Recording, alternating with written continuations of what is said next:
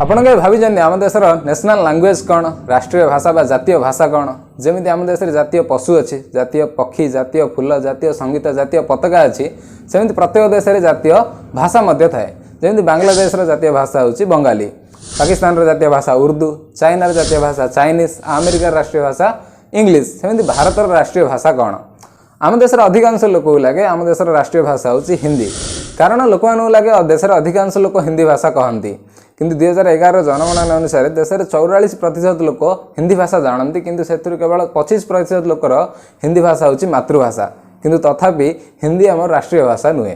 किसी दिन तले तमिलनाडु एक घटना घटला। तमिलनाडु जड़े व्यक्ति जोमाटो कंपनी द्वारा ऑनलाइन फूड ऑर्डर कले। फूड ऑर्डर कराया किसी प्रॉब्लम होबारु से जोमाटो कंपनी कस्टमर एग्जीक्यूटिव को फोन कले। कस्टमर एग्जीक्यूटिव तमिलनाडु से व्यक्ति सहित कथा समय हिंदी में कथबार्ता कले। तो तमिलनाडु से व्यक्ति कहले जे मते हिंदी जाना नहीं तेणु मो सहित तमिल कथबार्ता करंतु।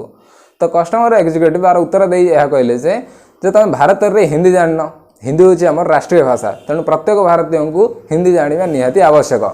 जोमाटो कस्टमर एग्जीक्यूटिव ठार एभली कथा शुणला तमिलनाडु से व्यक्ति दुखी हेले आउ से कथबार्तार कॉल रेकर्डिंग और स्क्रीनशॉट नहीं से इंटरनेट रे अपलोड करदेले ट्विटर रे अपलोड कले। ता सहित एक प्रश्न रखिले जे कौन हिंदी आम राष्ट्रीय भाषा कि आ जोमाटो कंपनी एग्जीक्यूटिव किभली समस्त को हिंदी कहवाई बाध्य कर देखु देखु ट्वीट रिट्वीट होबार लगे आवाद बढ़िबार लगे जो बद बहुत बढ़ला तो Zomato company CEO mister Dilip Goyal को सामना को आसवा पड़ा। जोमाटो कंपनी तरफ क्षमा मांगिले से जो एग्जीक्यूटिव यहाँ कहले हिंदी आम राष्ट्रीय भाषा से जानी ना से भूल रे कहीदेले।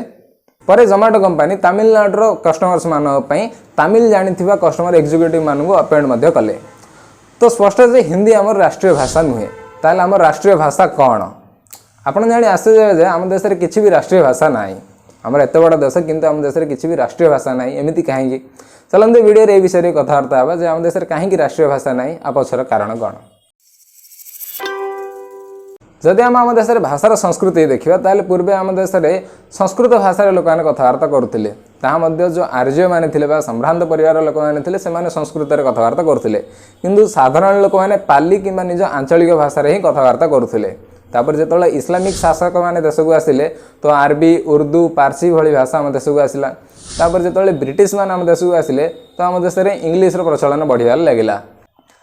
इंग्रेज मैंने आम देश को आसिया पूर्व आम देशर एक निर्दिष्ट राज्य व निर्दिष्ट अंचल एक निर्दिष्ट भाषार प्रचलन चलता अथवा ओडिशा लोक मैंने ओडियार कथबार्ता करुले तमिलनाडु लोक मैंने तमिल कथबार्ता करुले आंध्रा लोक मैंने तेलुगु कथबार्ता करुले ओडिशा लोक तेलुगु कि तमिल जाना नाला आंध्रा लोक ओडिया जाना नाला जहाँद्वारा मैंने परस्पर सहित जोगाजोग करें अर्थात देश में एभली कौन कमन लैंग्वेज नाला जो लैंग्वेज को समस्त जानी आ समस्त परस्पर सहित कथबार्ता करेंगे किंतु इंग्रेज मैंने आसला इंग्रेज मैंने निजर फायदा समस्त को इंग्लीश शिखाइबा आरंभ कले जहाँद्वारा देशर प्रत्येक अंचल इंग्रेज भाषार प्रचलन आरंभ है। देशर पूर्व पश्चिम उत्तर दक्षिण में समस्त व्यक्ति परस्पर सहित इंग्रेज भाषा द्वारा जोगाजोग करें। इंग्रेज मान विरुद्ध जो जातीयतावादी आंदोलन आरंभ है तो इंग्लीश भाषा तार एक फैक्टर थिला।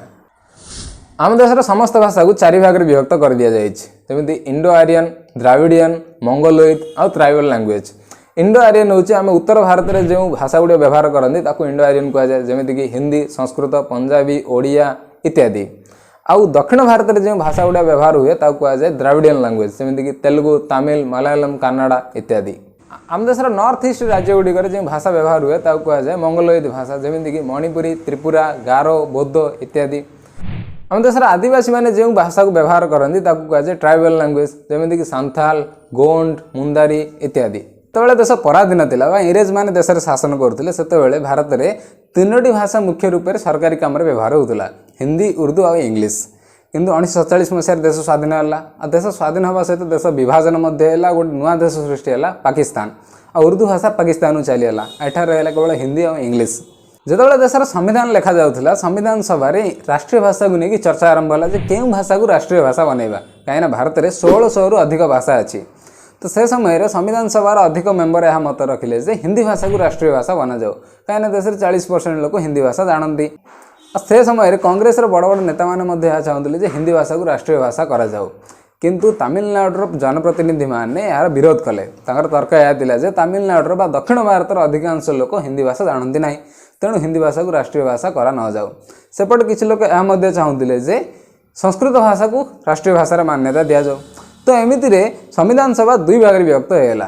गोटे भाग जी हिंदी भाषा को सपोर्ट करते समर्थन करते राष्ट्रीय भाषा करा जाऊ बोली, अन्य एक भाग जी हिंदी भाषार विरोध करते। शेष में यह निष्पत्ति निगला जे देश में कौन राष्ट्रीय भाषा ही रही, केवल हिंदी और इंग्लीश को ऑफिशियल लैंग्वेज व सरकारी भाषा रूपे व्यवहार करा जीवो।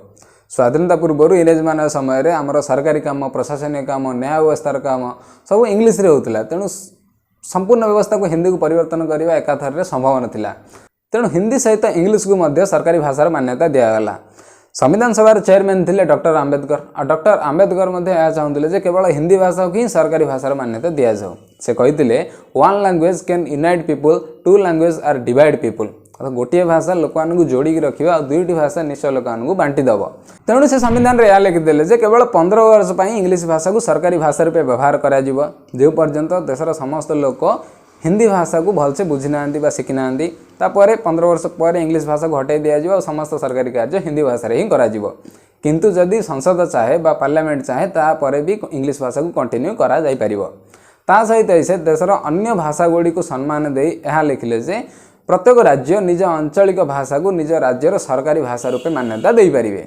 जमिति ओडिशार सरकारी भाषा होची ओडिया, आंध्रार सरकारी भाषा होची तेलुगु, तमिलनाडुर सरकारी भाषा होची तमिल, पश्चिम बंगर सरकारी भाषा होची बंगाली इत्यादि।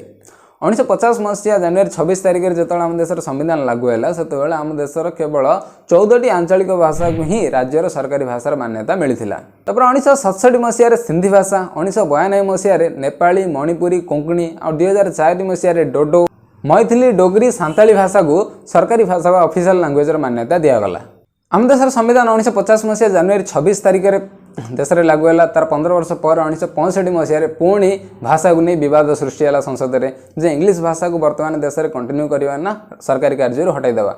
तो यह समय पुणी दक्षिण भारतर जनप्रतिनिधि मैंने यार विरोध कले।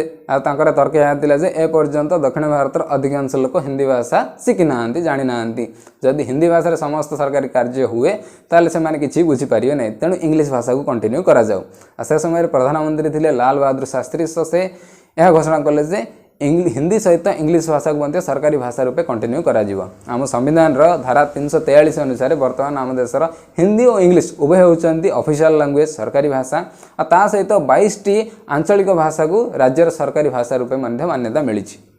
बर्तमान एक प्रश्न उठे नेशनल लैंग्वेज राष्ट्रीय भाषा बा जातीय भाषा आउ ऑफिशियल लैंग्वेज सरकारी भाषा मध्य पार्थक्य कौन? राष्ट्रीय भाषा आमर देशभक्ति और जातीयतावादर परिचय अटे।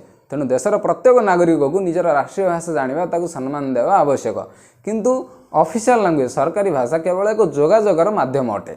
2014 मसीह बीजेपी पार्टी सरकार को आसिया पर बीजेपी सरकार अन्य एक उद्देश्य रही राष्ट्रीय भाषार मान्यता देवा।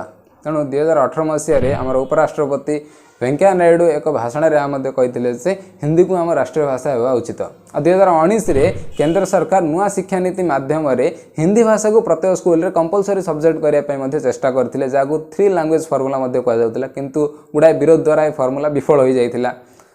तो आपण कौन भावुं हिंदी को आमर राष्ट्रीय भाषा होगा उचित ना ना कमेंट कर कहतु। मध्य कमेंट कर कहतु वीडियो आपको केमी लगे। जब वीडियो इनफॉर्मेटिव लगे तो वीडियो को लाइक एंड शेयर निश्चय करूँ। धन्यवाद।